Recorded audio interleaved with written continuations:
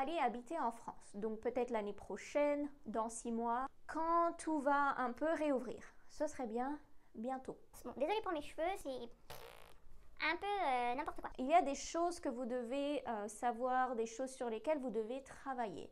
Si vous apprenez le français pour habiter en France, je voudrais que vous vous concentriez sur 2-3 choses. Par exemple, vous allez sûrement devoir chercher soit un Airbnb, soit un hôtel quand vous arrivez, ou peut-être directement un appartement avec une agence ou par vous-même. Le vocabulaire du logement.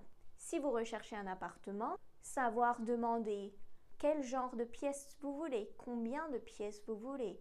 Si vous voulez un salon, une chambre, 2 chambres, 3 chambres, un bureau, une cuisine avec un salon. Si vous voulez une pièce pour la machine à laver, si vous voulez une cave, tout ce genre de choses. Vous devez savoir également comment demander si les charges sont comprises.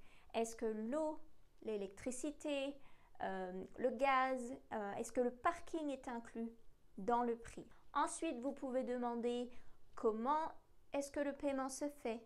Est-ce que c'est un virement bancaire? Est-ce que c'est pris directement, donc prélevé sur votre compte? Quel document est-ce qu'il faut que vous montriez pour pouvoir louer cet appartement? Ensuite, il faut aussi que vous sachiez ouvrir un compte bancaire en France. Est-ce que vous connaissez le vocabulaire pour la banque? Donc par exemple, ouvrir un compte, quels sont les frais pour ce compte par mois? Quelle banque est la meilleure? Les taux d'intérêt si vous voulez ouvrir un compte d'épargne. Aussi, est-ce que vous avez accès à une carte de retrait ou à une carte de paiement? Je vous conseille de vous préparer. Comme ça, le jour où vous allez prendre rendez-vous dans une banque ou avec un agent immobilier, vous connaissez déjà ce type de vocabulaire et vous pourrez avoir une conversation assez facile.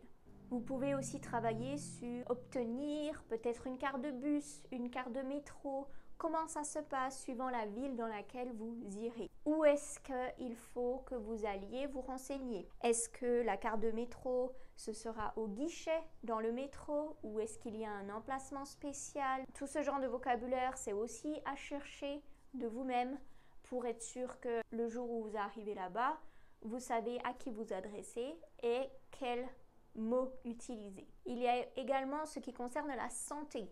Je ne sais pas quelle assurance, quelle mutuelle vous aurez quand vous partirez en France, mais ce sont des documents qu'on vous demandera sûrement si vous allez chez le médecin, si vous allez chez le dentiste, à l'hôpital ou des choses comme ça. Donc votre carte d'assurance maladie ou votre assurance privée ou votre mutuelle. Ce type de vocabulaire, vous devez connaître tout ça.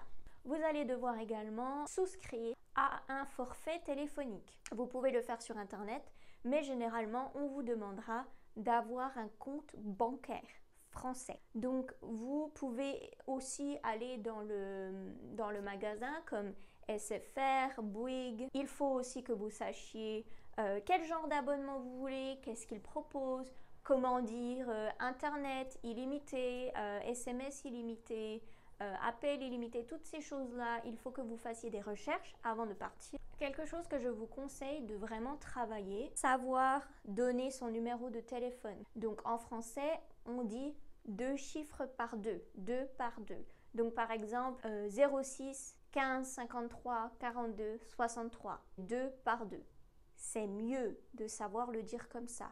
Si ça vous pose trop de problèmes, si vous n'êtes pas sûr, si vous avez peur de vous tromper, faites un chiffre 1 par 1, c'est pas grave. Mais c'est mieux de savoir 2 par 2. Sachez aussi dire votre adresse. C'est très important une fois que vous avez une adresse en France, bien sûr. En français, on dit toujours le nom de famille en premier et ensuite son prénom. Tac, tac, tac. Magali, 8 rue du Moulin, 69 000, Strasbourg.